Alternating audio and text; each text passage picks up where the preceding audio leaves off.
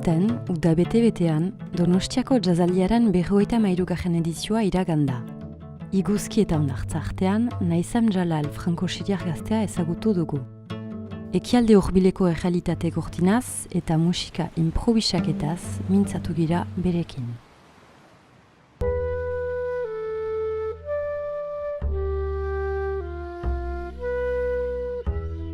J'ai débuté la flûte au conservatoire classique.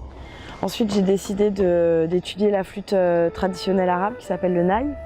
Donc j'ai été vivre quelques mois à Damas pour étudier au Grand Institut de musique arabe de Damas. Et ensuite, j'ai été vivre au Caire pendant plusieurs années, pendant 3 ans. J'ai appris une musique qui est complètement différente, avec un langage et un vocabulaire différents. Et puis surtout, j'ai appris à faire de la musique sans partition. Tu répètes les phrases jusqu'à temps que tu les aies assimilées. Et du coup, apprendre un morceau, c'est l'apprendre par cœur. Donc en fait, jouer un morceau, c'est le connaître par cœur. Donc tu as un rapport à la musique qui est complètement différent. Parce qu'en fait, il faut que tu aies complètement assimilé le discours pour pouvoir le reproduire.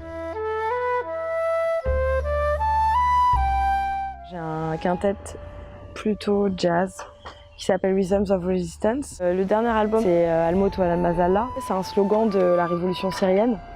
Ça veut dire la mort plutôt que l'humiliation.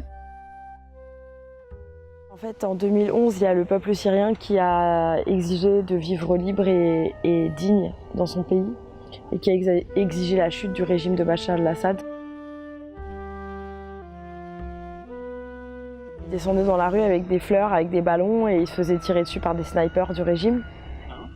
Puis petit à petit, ça a grossi, c'est devenu avec des chars, c'est devenu avec des avions, c'est devenu avec des armes chimiques. Au fil des années, avec le retrait total du régime et aussi le fait de devoir et lutter contre le régime et lutter contre les djihadistes, ils ont dû s'auto-organiser.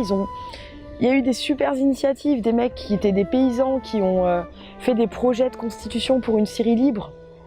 Enfin, tu vois, il y a eu vraiment des vraies expériences d'autogestion et il y a eu des trucs assez ouf qui se sont passés en Syrie et dont on n'a jamais parlé parce qu'on était trop occupés à parler des djihadistes et brandir les espèces d'étendards qui font flipper, tu vois. Et j'avais envie de rendre hommage à la fois aux martyrs, tous les gens qui sont morts, et à la fois rendre hommage au courage du peuple syrien. Parce qu'être prêt à mourir pour défendre une vie libre et une vie digne, c'est pas rien, je trouve. C'est quand même assez énorme.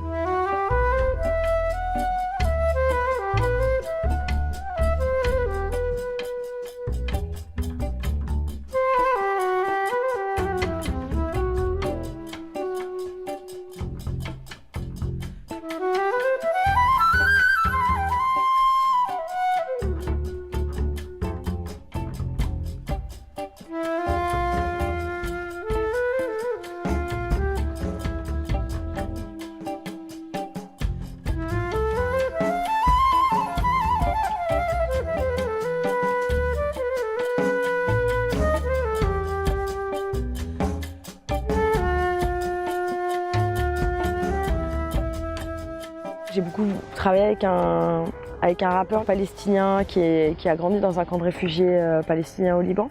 Ousloub, il a fondé un groupe qui s'appelle Katib Khamsé il y a des années, qui était le premier groupe de rap palestinien dans les camps au Liban.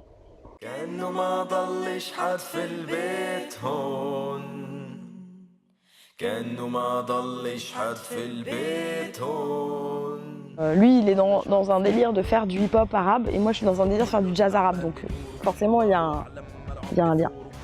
Et donc, on a monté ce groupe à la Khaline il y a quelques années, ça veut dire les autres en arabe, parce que nous, on a toujours incarné l'autre dans les sociétés dans lesquelles on vivait. Lui, en tant que réfugié palestinien dans une société qui est la société libanaise, qui a été marquée par 15 ans de guerre civile, donc qui est une société très dure.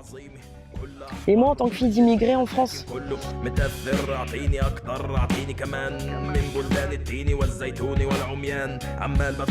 Voilà, donc en fait, c'est plein de rencontres qui ont formé un peu mon univers musical.